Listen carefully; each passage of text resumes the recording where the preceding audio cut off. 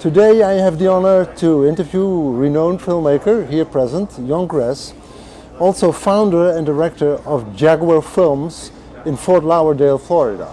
How and when did you become fascinated with the subject of the Anunnaki? Who are they? And where do they come from? I became fascinated with the subject of the Anunnaki as a small boy, actually. I was probably somewhere between 10 and 12 years old, and Zecharia Sitchin came out with his first book at around that time. Yes. And I happened to cross it in a bookstore, and I was hooked from then on. As a small child, I had a lot of the same questions that he did regarding the biblical phrasings that seemed to be a little contradictory. So a lot of those same questions, I guess, were going on through my mind at the same time. And over the years, as I read more and more and took what his book, I guess, was the seed that was planted, and from there I went and explored more and more resources. I actually dug up some of the original resources or many of the original resources that he quotes in his books, and read them for myself from front to back, and made sure that I understood the things that he was quoting, and arriving at my own conclusions to the things that he was arriving to his conclusions. The more I learned, the more knowledge I gained, the more questions I had, and that sort of came into a lifelong interest in learning about the Anunnaki, learning about these ancient texts, learning about everything from astronomy to physics, and it incorporates everything there and in between. What does, in your understanding, the word Anunnaki mean? It's been translated many times from what I understand, and I'm no archaeologist or Sumerian text interpreter. The way that I've understood it to be interpreted is those from heaven to earth who came, which I think it sounds to be the root prefix, the word an meaning heaven, ki meaning earth. So it sounds like it should be about right there in the middle. What do you think is the connection between the word Anunnaki and the feeling the Bible speaks about? Well, that actually was probably one of my first, one of the instigators of my first interest was the apparent contradiction between the whole concept of Judeo-Christian religions having a monotheism, one singular God, and what's actually written in the Bible. And actually we use that as sort of the opener for the movie. It's one of the first lines in Genesis that reads, and God said, "Let us create man in our image," and it uses the word very specifically plural in both contexts. And at first I thought it was a mistake. I said the text I'm reading has to be wrong. That can't be right. And then I proceeded to open everything from Christian Bibles to King James versions to Hebrew Bibles, and they all say the same thing. Yes. So it's a contradiction that got me started looking at things from and actually starting to explore where the original biblical stories came from, and then going into and exploring those stories. The Noah story, going back and looking at the Atrahasis epic, and then back even further to the Utnapishtim and the Ziusudra epic, and seeing where the roots of those stories came from, and it's both cleared up a lot of where those stories came from, and it clears up many of the contradictions, and then it also throws into the mix some pretty strange and outlandish things that most people would consider strange and outlandish from a modern day religious standpoint.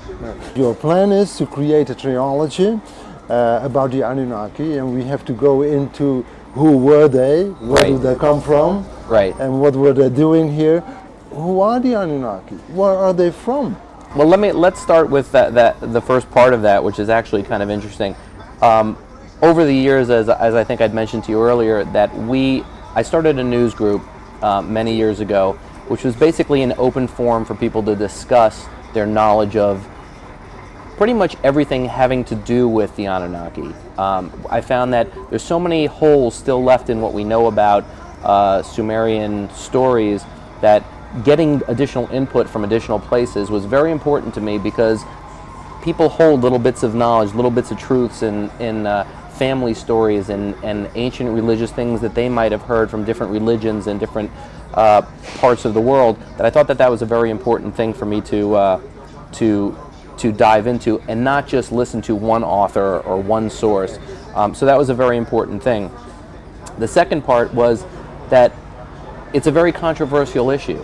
To modern day religions, it's a very, now there are some religions that it may not be as shocking to others, but the idea that the modern biblical version that most people are used to is derived from sources that most people would say, if reading the sources, that they completely contradict what they're used to reading, it's a very touchy subject with a lot of people. So, and at the same time, the biggest selling book of all time is the Bible.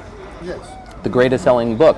So now my train of thought went like this: if the Bible is the best-selling book of all time, and the Bible is written upon stories that the majority of people on the planet don't know anything about, that would sort of make these stories even the best book of all written time.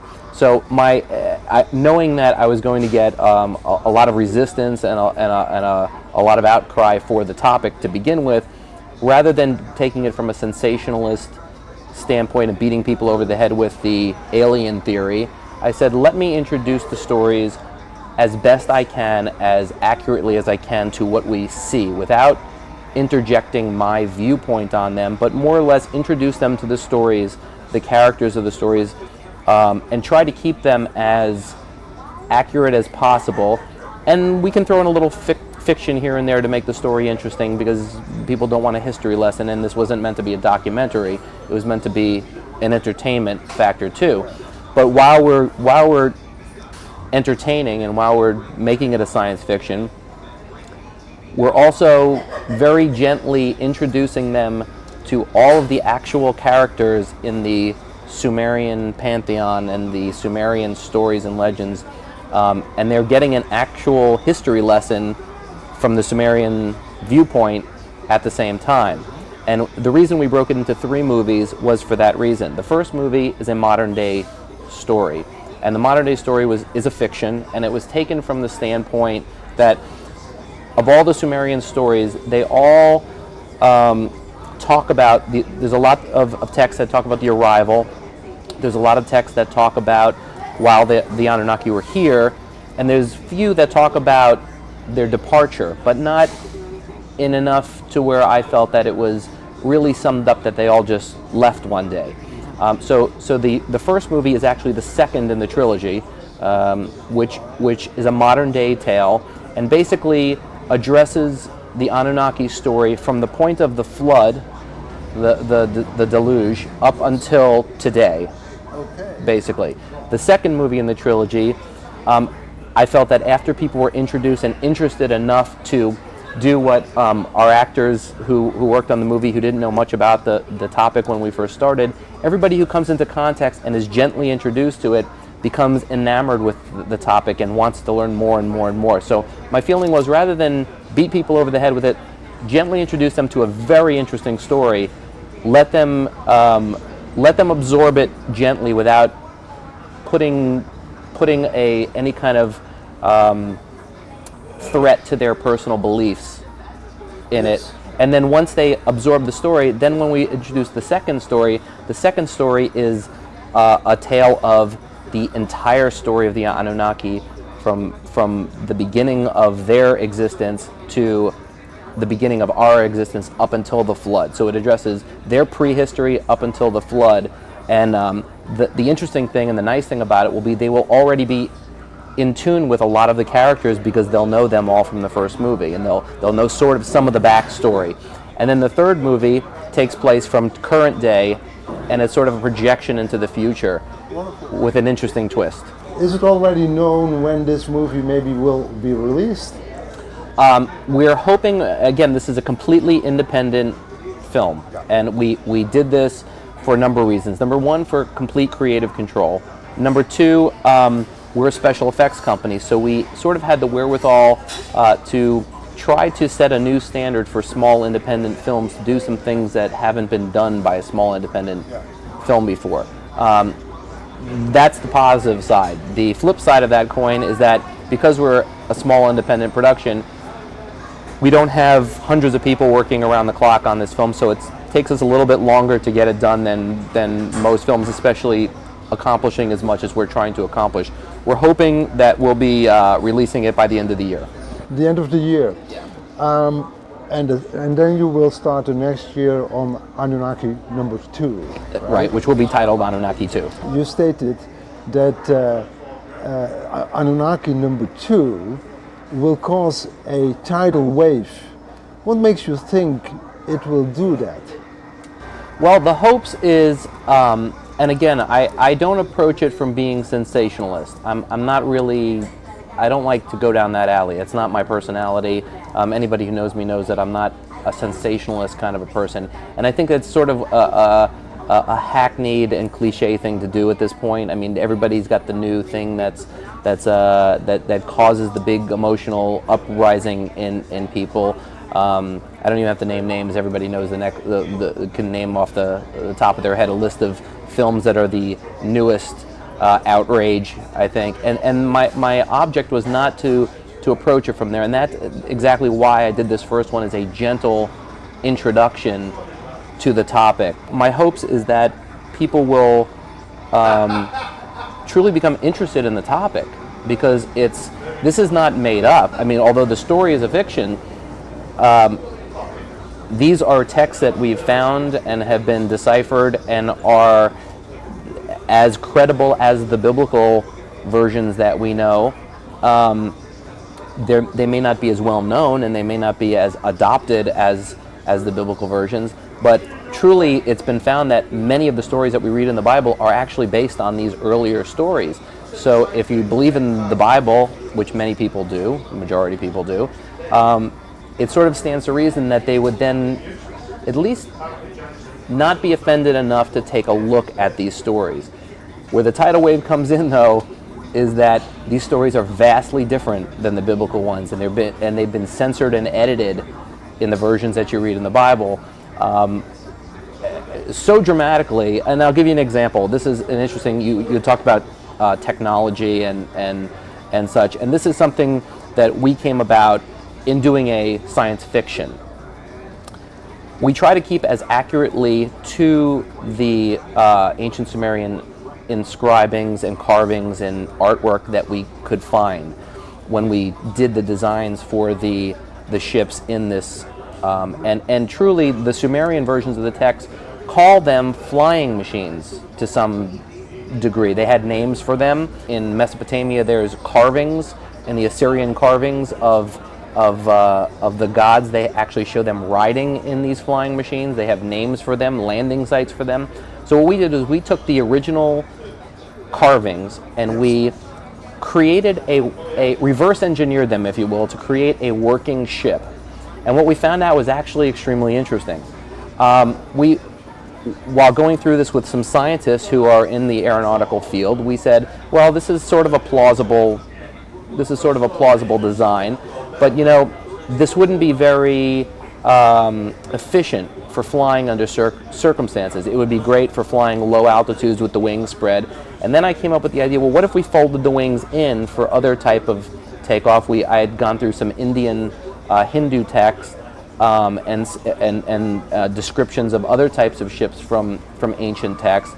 And what we found was, what we were left with when the wings came in is the stereotypical UFO.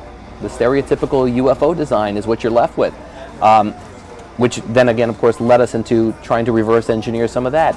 Is it a vertical takeoff? Is it what's the means of propulsion? And we started doing a lot of these designs, and we found that the results we had were very interesting. If we look at the big success of the book The Da Vinci Code, which also became a wonderful movie, this is a kind of a development which you can compare, let's say, the production of the trilogy 1 Anunnaki, 2, 3, maybe with the development of books coming out like the Da Vinci Code. What do you think about that? Well, the Da Vinci Code, it's interesting because that Da Vinci Code caused such an uprising. It caused a big stir in what that was about.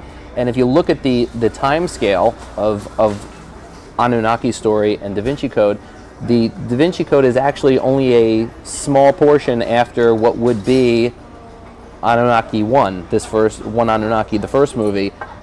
It would really be from the time that the next movie, Anunnaki 2, ends, which is after the flood. There's a small portion in there which is where we transition from BC to AD, basically. And the Da Vinci Code, that whole story, encompasses from that up into our semi-modern day civilization. It leaves the whole backstory behind it wide open. There's thousands and thousands of years of history behind there that doesn't even touch. So in the scope of things, it's a very controversial issue, the Da Vinci Code. But when you look at the scope of what we're actually talking about, and the scope of time, and the scope of humanity's beliefs in a belief system, I think this story is much bigger. You know how, let's say, the Christian churches, and especially the Catholic Church, reacted to the Da Vinci Code. Do you have any idea how they could react to one Anunnaki, two Anunnaki, and so on? Well, yeah, I'm pretty sure I know what their reaction's going to be. We've already been banned in the Philippines, for what I understand. We haven't even released the movie yet. There was somebody who mentioned on one of the boards that once the movie's made, we're not allowed there.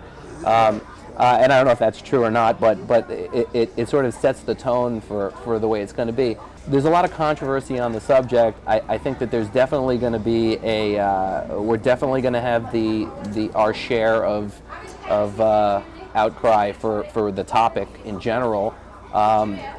There's an old saying that when people don't understand something, their tendency is to say no. Yes. Yeah. So I'm sure we will get that. But anybody who takes the time to actually look into what we're saying and look into what we're quoting, we're actually not even taking a position ourselves on what is.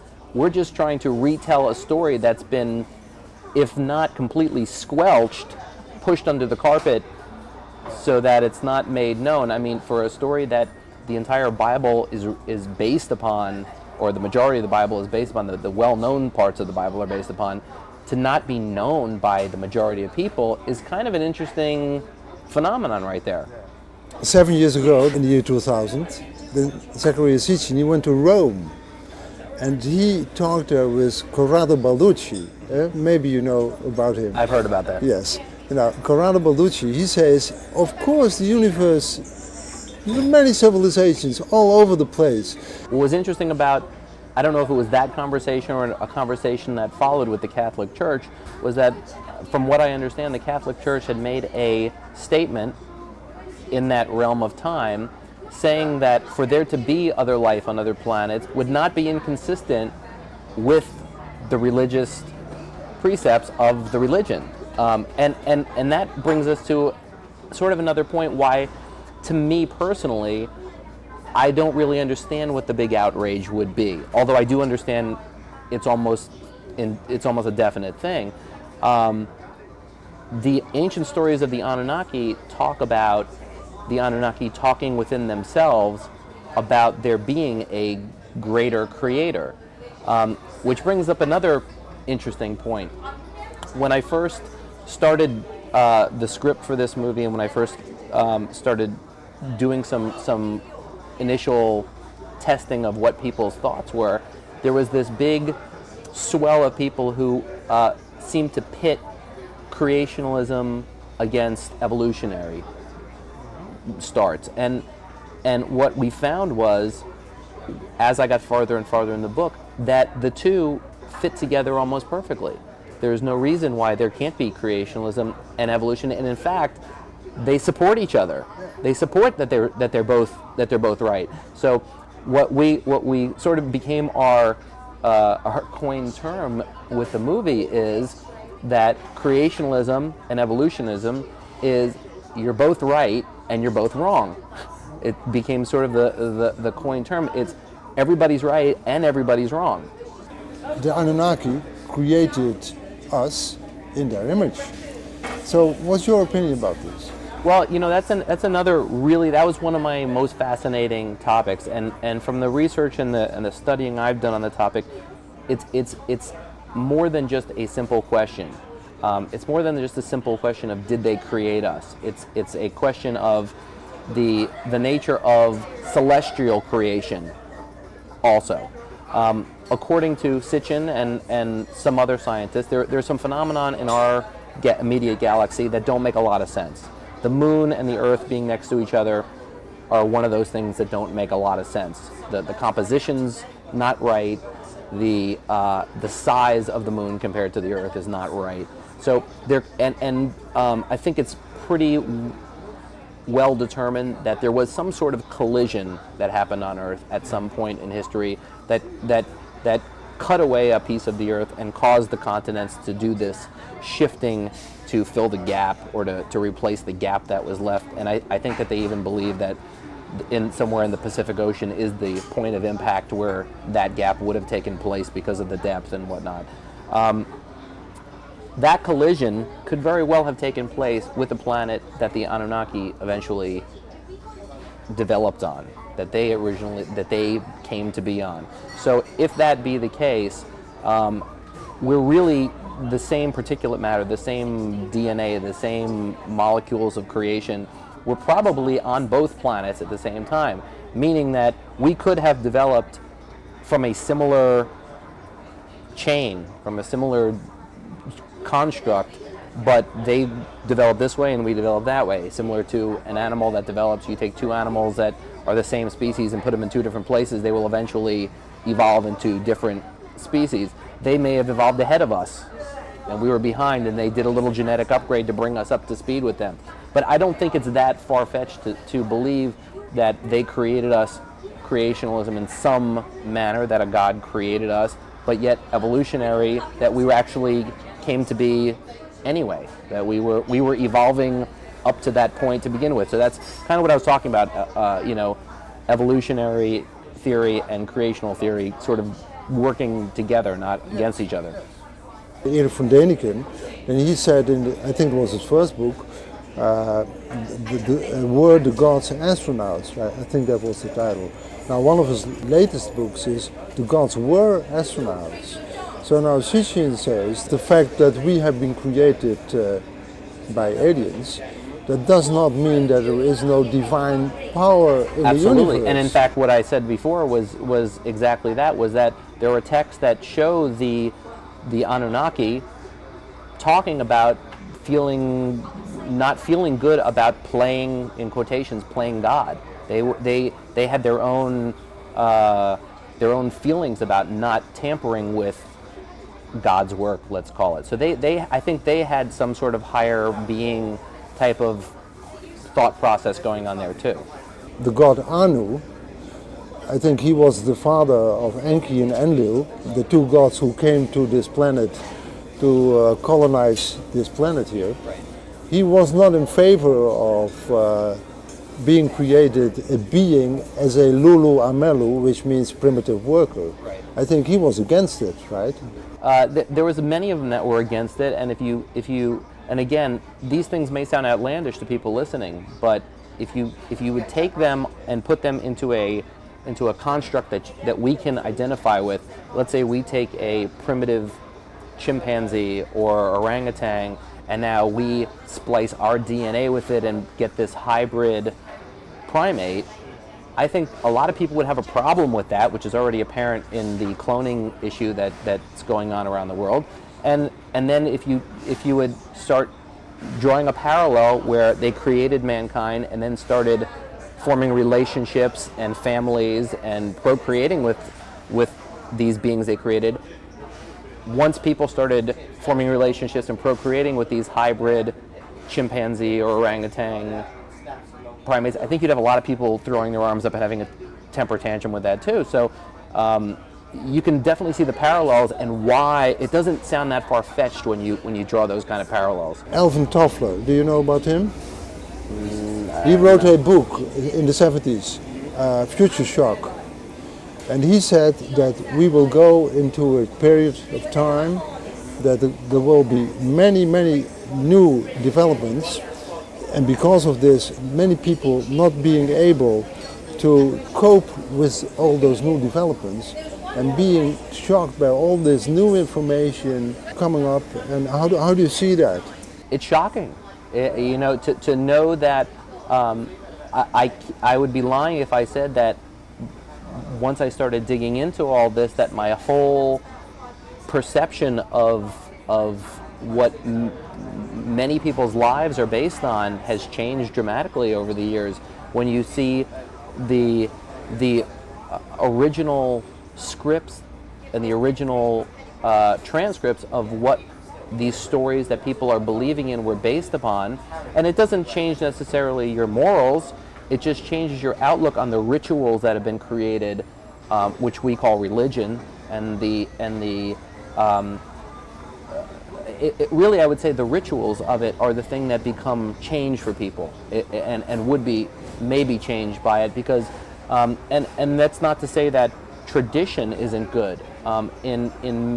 I think that tradition is a good thing. Tradition, the difference between tradition and ritual, in my mind, is that ritual is based on something you feel you have to do.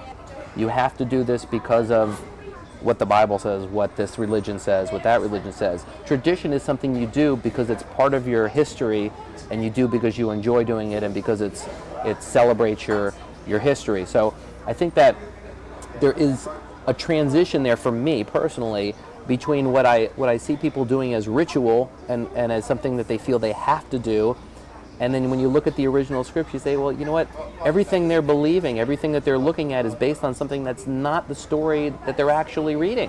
It's based on something that says something totally different.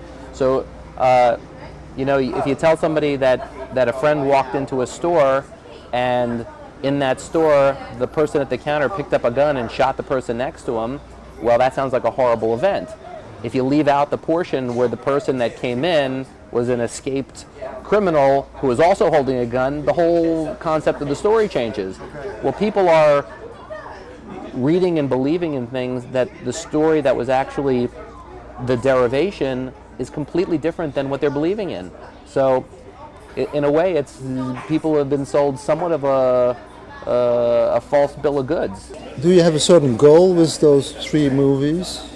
The goal really is, again, and we sort of discussed this with some of the other things we were talking about earlier, which is rather than a sensationalist clashing of ideas, which is what most people will immediately do, because when people don't understand, they say no. And rather than this clashing of ideas, the more you look into it, the more you research it, the more you start reading and figuring out both sides, you realize that it's not two clashing ideas, it's one idea with pieces left out on both sides. So you wind up with something where it really goes together in perfect harmony. It's not conflicting at all. The pieces fit together very nicely, and there's room for both. I guess that's my whole point, my whole statement, if there is one, is not to cause conflict. My whole point is that we're all right and we're all wrong. And once people see that, think of how many differences are immediately resolved. Think of how many conflicts in belief systems are resolved once everybody realizes that we're all telling the same story and not different stories with opposing viewpoints. You were telling me the Lost Book of Enki, this story, will also be somewhere woven into one of your movies, right? It covers a lot of the same material, and we've talked to Mr. Sitchin and have had a correspondence with him about it, and it's something that in the future we have a story that's our own story for the second movie, which covers it strictly from the source material, meaning strictly from the Enuma Elish, the Atrahasis, the Ziusudra epic, the Gilgamesh epic.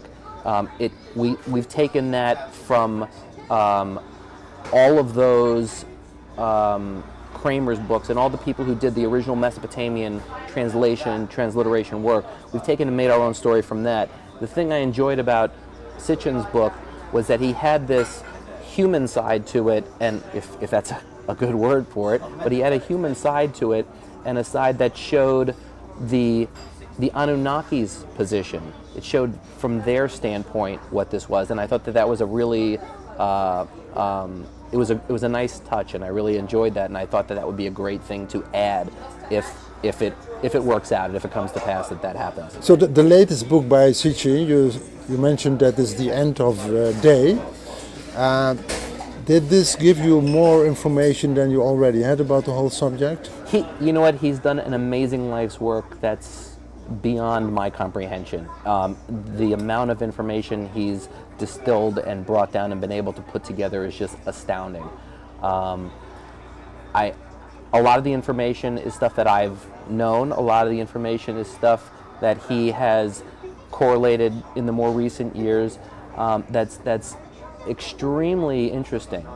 Whether it comes conclusively to an end, conclusively to any sort of end result, that's something that I guess only history will remain to be seen at the end. I found it very interesting, and one of the topics that interests me about the story and about our stories in particular is the worldwide and global nature of the story, and not just the isolated stories in Mesopotamia, the Mesopotamian area, the New World side of this, the South American ruins and remains, and the stories that split off and diverge in this wildly crazy tree of history from Egypt. It's just a simple observation is if you look at the step pyramids in ancient Mesopotamia, the step pyramids in South America, there's step pyramids in China, they all follow many of the same building design, they follow many of the same astronomical alignment design. It's kind of almost silly to think that there was not some sort of connection there between them. So when you confront religious people, priests, reverends, with this knowledge, with this material, how do they react? I've had many of these conversations with many different religious backgrounds, and I found to my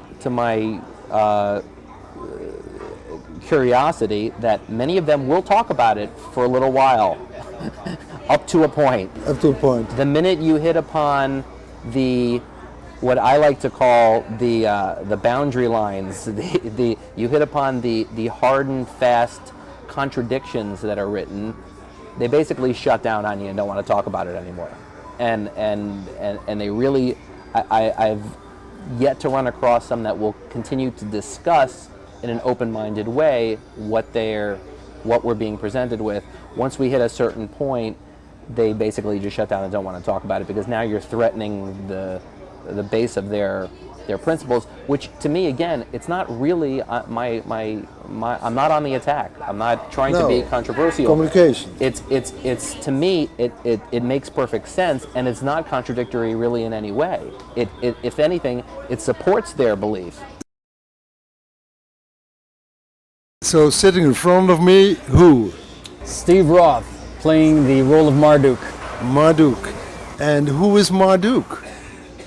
Marduk, that is a very, very interesting question. And when I was first told about this film, a fellow actor said, "Did you ever hear anything about the Anunnaki?" And I thought it was Oriental food. But then he began to explain a lot of the story, and I was fascinated because it's something that I've always had a void in my life. Ever since I was 12 years old, I always thought, there has to be more to our creation. I just believe there was so much more, and the investigation I did for this film brought that to light. And I'm very pleased and honored to play somebody of the magnitude of Marduk. Now you are interested in the subject of the Anunnaki, and did this getting to know about this knowledge, change your life in some way? Yes, it did. I mean, it's enhanced a lot more of the information that I never knew about, and now having to read about it and collaborating certain beliefs that I had has enriched me. It's hard to explain. I mean, it's something that I'm not one to visit churches. I shied away for many years because of the commercialism behind it. And I'm sorry to say, but that's how I feel. I feel a lot closer to the Creator just by sitting on a sunrise, for instance, or at the beach. The power of that magnitude that's out there is a lot closer to me in that fashion than going into a building or whatnot. But what's your idea about the effect this movie, those three movies, will have on human society on this planet? Well, being a very controversial theme, that Jon has written a magnificent story, it is going to enlighten people, some to a degree of even anger, because the human is a creature of habit by nature. You learn one set of rules and you say, that's fine, I can live with that, I'm fine with that. And when things come to where there may be more information that disrupts that normal trend, they don't take it good. We don't take it good. We like to know that everything is in its place. And this film is definitely something that's going to be very controversial, to give you more information about, well, what if? What if it wasn't the way it was written?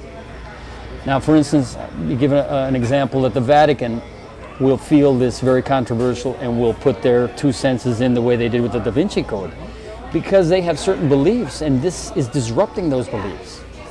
Now, I believe that we only know the story of Christ on 2,000 years ago, or whatever that was. But what happens before that? Hundreds of thousands of years ago, leading up to that event. Yes. So that is what's going to bring the people into a different mindset to say, well, okay, that's plausible, or it's not plausible, I don't want to hear about it. If you would try to describe the character of Marduk, what is his role, what is his action in this movie? What is he doing? Well, based upon what I've read, and obviously it was when I first got the script, it was magnificently well written. And I had to base myself on the words that were written, because I had no idea how to play a god of that magnitude. This is a person or a being that had tremendous beliefs, and people that back in that era believed that he was such a superior being. How do you play somebody like that? You feel small by description. So I used the words of what was described about him, and in my own investigation of the backstories that led up to how the Babylonians and the Sumerians thought of him. It was like the creator to the modern man today, like Jesus Christ would be for the modern religions today. So it was a very difficult role, quite honestly, and I had trouble at the beginning until I began to understand how a person like that or an entity like that would want to be portrayed as.